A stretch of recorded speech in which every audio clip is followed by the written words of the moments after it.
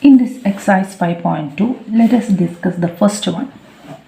State the property that is used in each of the following statement. So this is the first figure. The first question is, if A parallel to B, then angle 1 equal to angle 5. Here A parallel to B. So which are A and B? So A and B. These two lines are parallel. Then angle 1 equal to angle 5. So here angle 1 and angle 5, which type of angles are there? They are corresponding angles. So corresponding angles are equal. Therefore, angle 1 equal to angle 5. If A parallel to B, A and B are parallel lines, then angle 1 equal to angle 5. Also the other corresponding angles 4 and 7, 3 and 8, 2 and 6. Then second statement, if angle 4 equal to angle 6, angle 4 equal to angle 6, can we say that A parallel to B? Angle 4 equal to angle 6. Angle 4 and angle 6 are alternate interior angles since it is given that angle 4 equal to angle 6.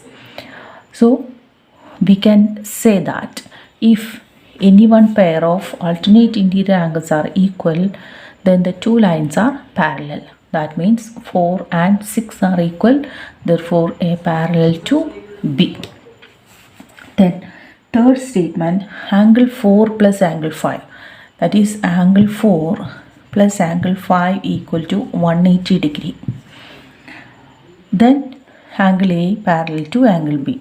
Angle 4 and 5 are angles same side of the transversal and between the parallel lines.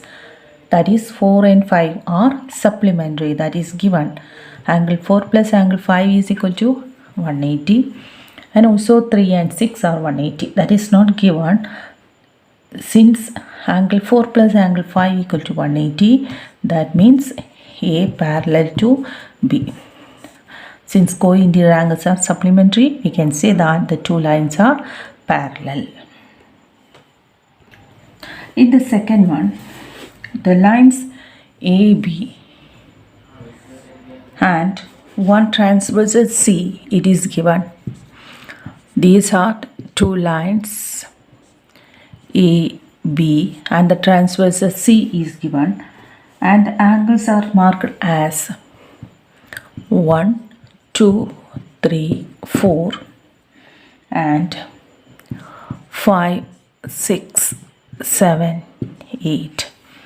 Here identify the pairs of corresponding angles. So which are corresponding angles?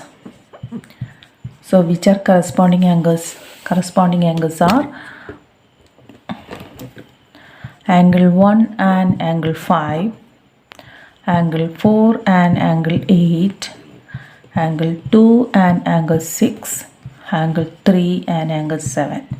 That is 1, 2, 3, 4, 5, 6, 7, 8. 8 angles we taken. Angle 1 and angle 5. Angle 1 and angle 5, 2 and 6, 3 and 7, 4 and 8. They are corresponding angles. The next one, alternate interior angles. Which are alternate interior? 3 and 5. Angle 3 and angle 5. Angle 2 and angle 8. Angle 2 and angle 8. They are alternate interior angles. Then third one, the pairs interior angles on the same side of the transversal. Which are the interior angles? 2, 3, 5, 8. But they want to lie in the same side of the transversal. That is angle 2 and angle 5 and also angle 3 and angle 8. 2 and 5, 3 and 8 are the angles lying between the parallel lines and same side of the transversal.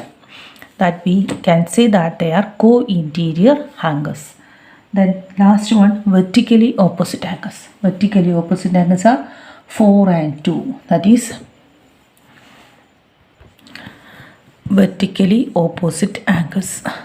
Angle 4 and 2, 4 and 2, 3 and 1. Angle 3 and angle 1, then 7 and 5, angle 7 and angle 5, and angle 6 and angle 8, angle 6 and angle 8. They are vertically opposite angles. Then look into the next question. Here we want to find the unknown angles. Only one measure is given, 125. Then how can we find E or F? We know that 125 plus E is equal to 180 degree. So E equal to 180 minus 125 equal to 55 degree. And E is equal to F. And this measure is 125. So these are 55 and also 55 degree. And D and this angle are corresponding angles. So D also equal to 125, and B and D are vertically opposite. This one also 125.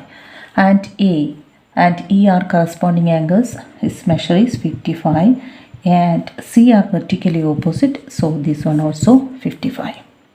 First we want to find out the corresponding angles which are equal to that measure 125. That is 125 and D. And also this one, these two are vertically opposite angles, they are equal. And also F and 125 form linear pair, or E and 125 form linear pair. So we can find out the value of E or F by subtracting 125 from 180, that is 55. So E and F having same measure, 55.